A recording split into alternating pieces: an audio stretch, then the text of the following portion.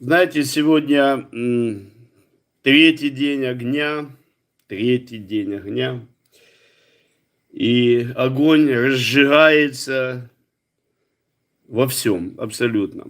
Прежде всего горит огонь ревности о Господе, огонь любви к Богу. Это самый главный огонь на нашем жертвеннике. Огонь веры, верности, преданности, посвященности, святости. Это такой огонь, который держит врагов на расстоянии, если внутри вашего сердца горит такой огонь. Если в вашем сердце есть какие-то душевные огни, это тоже пламя, энергия, чувства, то, конечно, душевным быть тяжеловато в наши дни. Душевный человек не разумеет духовного человека. И душевный человек, он скорбит о материальном мире, он привязан к материальному миру. И когда у него что-то отнимают, он очень переживает, потому что был привязан к материальному. Пророк Аввакум молился в дни тяжелых испытаний для Израиля. Это было время, когда закончился 70-летний плен, и Израиль возвращался на руины. Если бы вы пришли в Иерусалим, вы бы увидели руины, камни, ни одного целого здания, никого нет. Лисы бегают, шакалы бегают в пустыне. Город был в запустении 70 лет. И, конечно, выгляд такой был непрезентабельный. Но пришли такие энтузиасты, вот люди, которые имели руководство Божье, силу Святого Духа, огонь ревности о своей стране. И благодаря этим людям, вот таким инициативным, сильным, храбрым, город Иерусалим был восстановлен. Даже храм не в той красоте, не в том величии, как был в дни Соломона, Шламо, он был восстановлен для служения Богу. То есть 3 двора, внешний, внутренний, было построено, восстановлено святое, и святое святых повешена завеса, отделяющая святое святых от святого, и атрибутика возвращена. Ну, то, чего не доставало, приходилось делать заново. Но богослужения в храме начинались среди развалин. Вот так и сегодня богослужение в храме Бога, который как единый портал соединяется небо и земля. На земле это не презентабельно все выглядит. Но пророки молились, постились, взывали, ожидали Божьей помощи, Божьего руководства и говорили такие слова. Молитва Аввакума, пророка, для пения, даже пели молитву. Господи, услышал я слух Твой и убоялся. Господи, соверши дело Твое среди лет яви его, во гневе вспомни о милости. Бог от Фемана грядет, и святой от горы Фаран. Покрыло небеса величие Его, и славою Его наполнилась земля.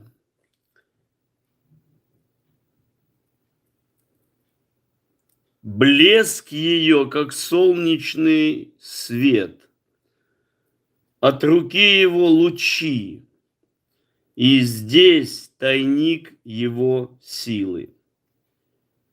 Перед лицом его идет язва, и по стопам его жгучий ветер.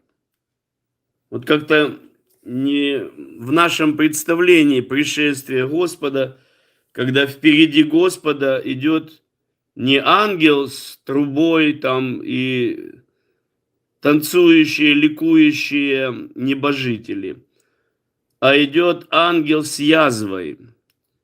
Язва, которая поражает и опустошает землю, то есть перед лицом его идет смерть, сама смерть. Это, как кажется, совсем не по-евангельски, совсем не так, как нас учили, но это реально, это факт. То, что сегодня начинает происходить третий день огня и 90 уже 7-8 день, судный день от Йом-Кипур 5781 года. Сегодня 19 Тевета 5781 года. И мы видим язвы, мы видим, сегодня в Израиле паника, вообще больницы, все больницы переполнены израильские. Ковид не только утих, хотя там прививку сделали всем, наоборот, эта зараза опустошающая усилилась. И ежедневно умирают десятки людей от ковид. Если израильская, самая продвинутая в мире медицина не справляется, что говорить о остальных странах? Конечно, зараза идет, зараза опустошает, умирают хорошие люди, известные люди. Вчера там умер один актер, который играл, если вы помните, фильм такой был, Капитан Зурита, помните, там Ихтиандр такой, в нашем детстве еще. И этот актер, который сыграл Ихтиандра, красавец, мужчина, умер от ковид. И что же делать всем остальным, наблюдающим, как бы? Да, мы постимся, молимся, но это невозможно остановить постами и молитвами, если это Бог. Если это движет Бог, то никто не остановит. Навуходоносора не могли остановить ни молитвы, ни посты. Навуходоносор должен был прийти и послужить орудием наказания Израиля за отступничество. Точно так же церковь сегодня будет наказана за отступничество. И немало уже полегло служителей различного уровня. И сегодня в ленте моей постоянно молитесь за пастора такого, молитесь за епископа такого, молитесь за нашего наставника такого. И язва идет впереди. То есть перед тем, как состоится пришествие, будет суд над Домом Божьим. Это по Священному Писанию Нового Завета, если кто-то не верит в Ветхий Завет. Суд должен начаться с Дома Божьего. То есть с верующих, кому много верено, с того и много спросится еще при этой жизни. Не то, что после смерти. После смерти, само собой. Но и при жизни этот человек не покинет землю, как патриархи. Знаете, они собрали всех там, благословили, поклонились Богу, легли на подушку и ушли. Все. Патриархи уходили очень достойно. А это смерти будут в гное, под аппаратом ИВЛ, в лучшем случае, если деньги есть, окруженный профессорами уходит. В худшем случае где-то на кровати в коридоре в каком-нибудь госпитале, хосписе или еще каком-нибудь учреждении, а то и в собственной постели, в агонии, в мучении, в страхе и переживаниях. Поэтому идет язва, впереди славы. Все кричали слава, да, кричали, да кричали, все. Идет слава, но впереди славы идет язва. Это, конечно, не всем понравится сообщение такое, но это есть реальность нашей жизни. Бог грядет, Он не грядет в безмолвии. Он не будет идти тихо, крадучись, как вор. Как вор Он придет для этого мира. Мир вообще ничего не ожидает. У мира вообще никаких идей нету. Все идеи только есть у пророков, которых так мало, потому что Изавель поработала, истребила пророков. И те, что остались, выжили во время истребления, когда уничтожали инакомыслие в собраниях, в церквях, когда шла борьба за престолы, игры престолов и так далее, то, конечно, это было время, ну, такое трудное.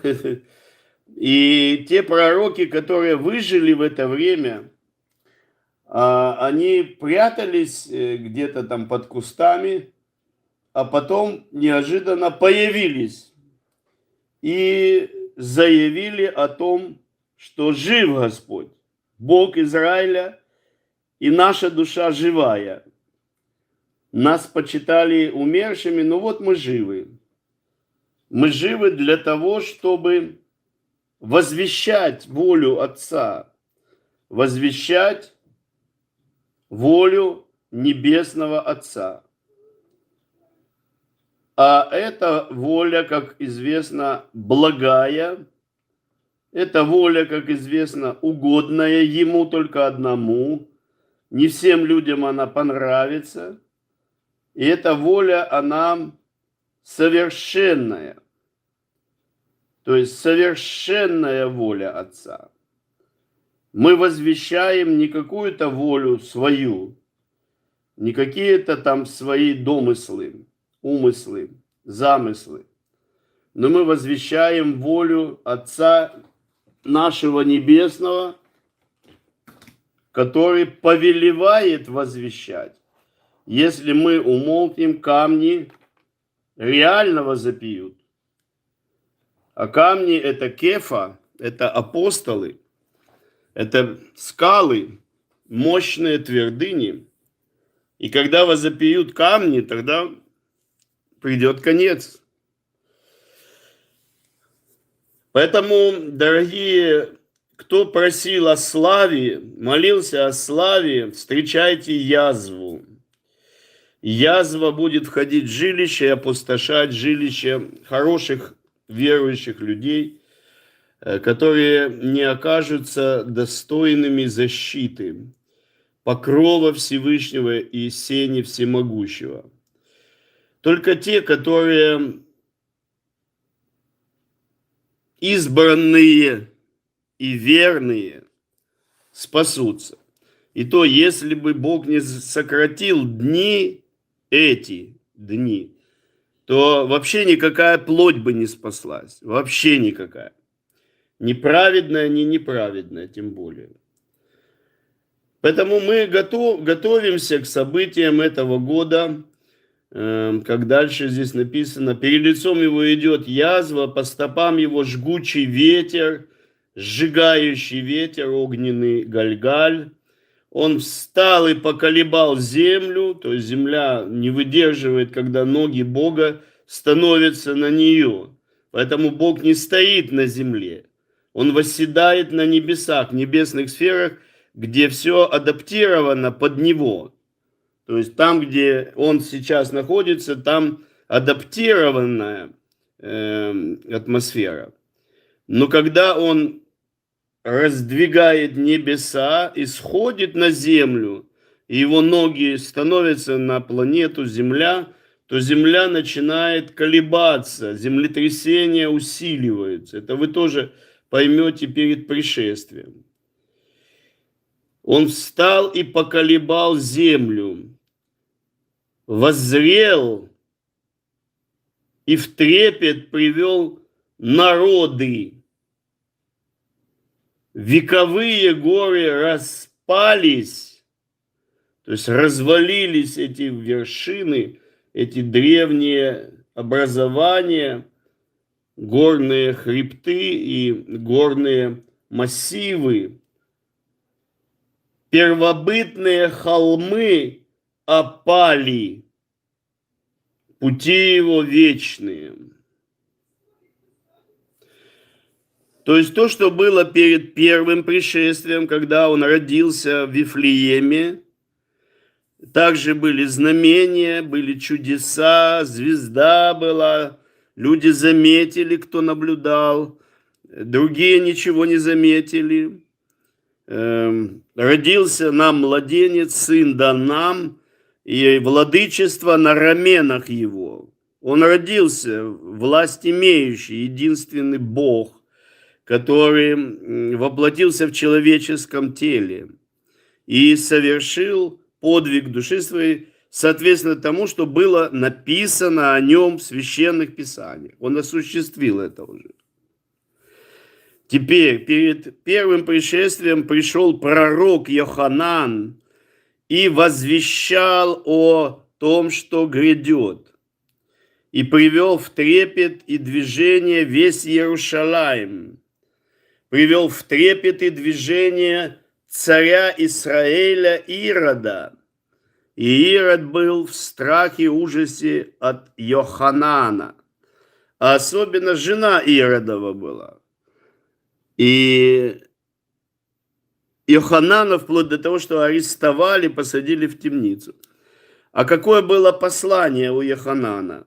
«Приготовьте путь Господу, прямыми сделайте стези в сердце, всякая гора и холм да понизятся». Что означает горы и холмы?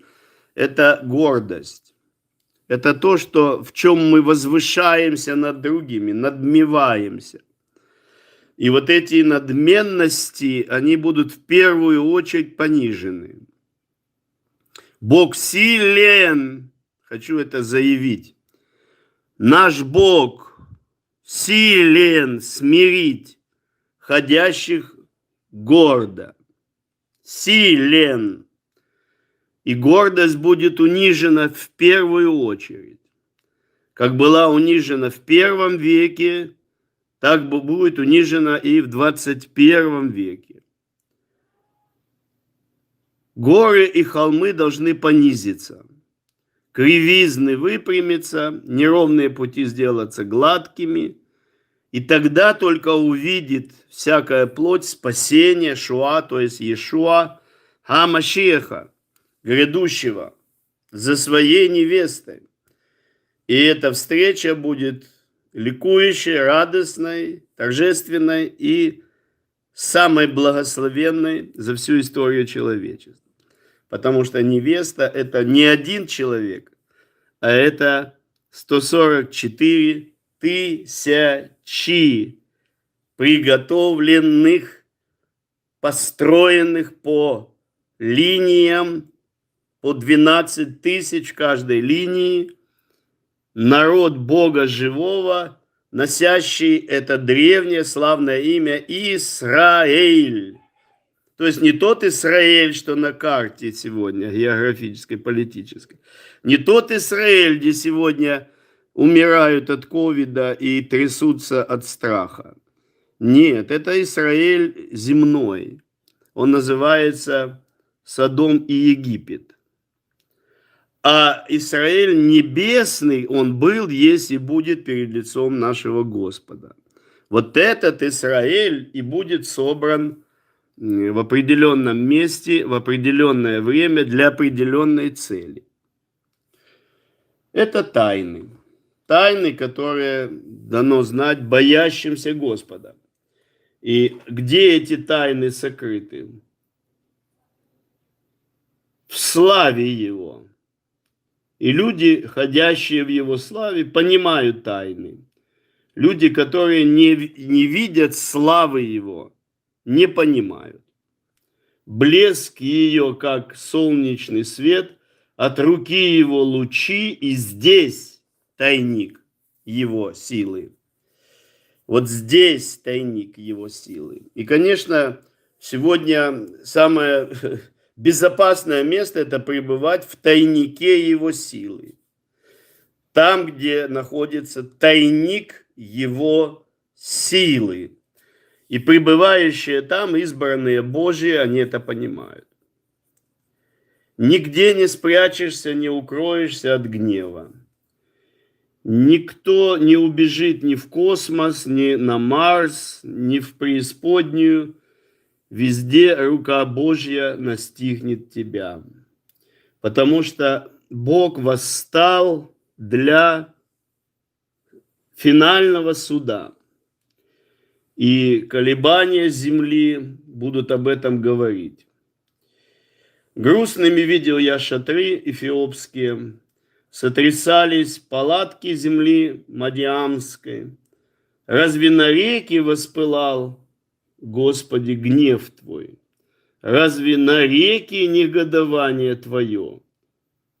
Или на море ярость Твоя, что Ты восшел на коней своих, на колесницы Твои спасительные? Ну, мы знаем из Священного Писания, что пророк является колесницей. И то, что сегодня вы слышите, пророк возвещает вам, потому что Бог взошел на свою колесницу.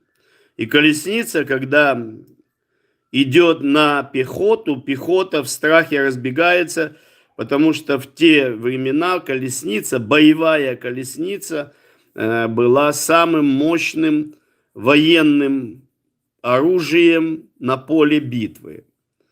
Так и сегодня в духовной войне пророки становятся самым мощным Божьим оружием на поле духовного сражения на севере, юге, востоке и западе. И если колесница гремит, шумит, колеса галь-галь крутятся, то эта колесница, оседланная Всевышним, водимая Богом живым, наполненная живого Бога, является самым мощным и сильным оружием, наступательным оружием в этой последней духовной битве.